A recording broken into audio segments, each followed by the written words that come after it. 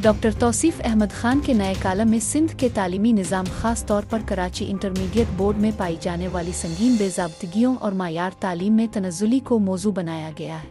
गुज़श्ता बरस Karachi inter board के first year के इम्तिहानी नताइज के ऐलान के बाद शहर भर में एहतजाज शुरू हुआ।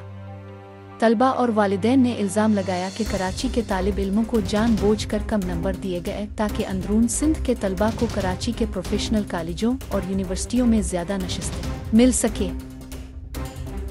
शदीद दबाव के नतीजे में सिंध के वज़ीर तालीम सरदार अली शाह ने NED यूनिवर्सिटी के vice chancellor professor doctor Sarosh Lodhi की सरबराही में फैक्ट फाइंडिंग कमेटी कायम की। कमेटी की 250 सफ़हात पर मुश्तमिल रिपोर्ट में इंकिशाफ किया गया है कि कराची इंटर बोर्ड एक मुनज़्ज़म माफिया की शक्ल इख्तियार कर चुका है, जो इम्तिहानी नताइज में दानिस्ता तब्दीलियाँ करता है। रिपोर्ट में कहा गया है कि मुम्तहिन असातिज़ा ने इम्तिहानी कापियों की मुकम्मल जांच नहीं की और कई सवालात के नंबर लगाए ही नहीं गए। बोर्ड का अमला जदीद टेक्नोलॉजी इस्तेमाल करने से कासिर है, जिसके बाइस डिजिटल सिस्टम के बजाय पुराने और फरसूदा तरीके से नताइज मुरतब किए गए और ये कि नताइज के डेटा पर एतमाद नहीं किया जा सकता। रिपोर्ट में ये भी कहा गया है कि कराची बोर्ड के मुकाबले में सिंध के दीगर बोर्ड्स निस्बतन बेहतर कारकर्दगी का मुजाहरा कर रहे हैं।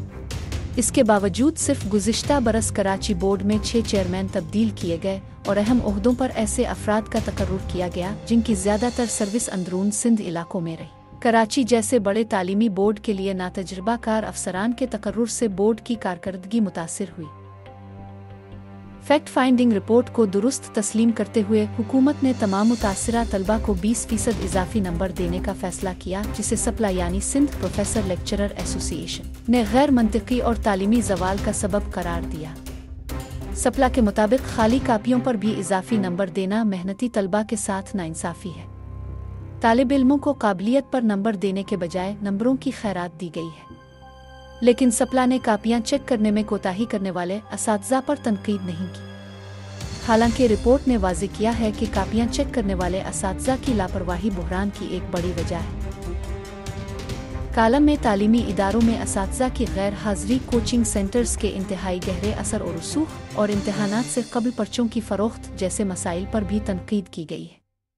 ये भी वाज़ेह किया गया है कि सिंध के तालीमी शोबे में सियासत के गहरे साए मौजूद हैं और अक्सर अहम ओहदों पर तकर्रुरियाँ रिश्तादारी और सियासी ताल्लुकात की बुनियाद पर की जाती है।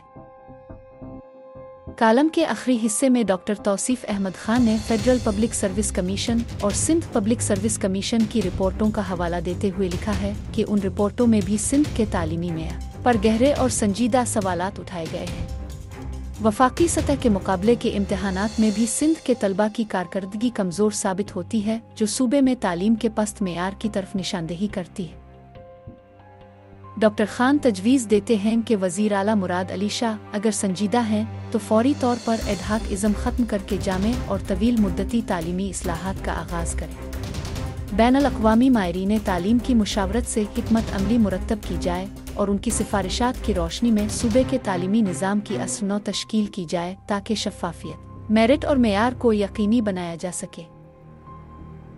डॉक्टर तौसीफ अहमद खान का कालम तलबा के लिए इजाफी मार्क्स और मायार तालीम 5 अप्रैल के रोज़नामा एक्सप्रेस में ज़रूर पढ़ें। वेब लिंक डिस्क्रिप्शन में मौजूद है।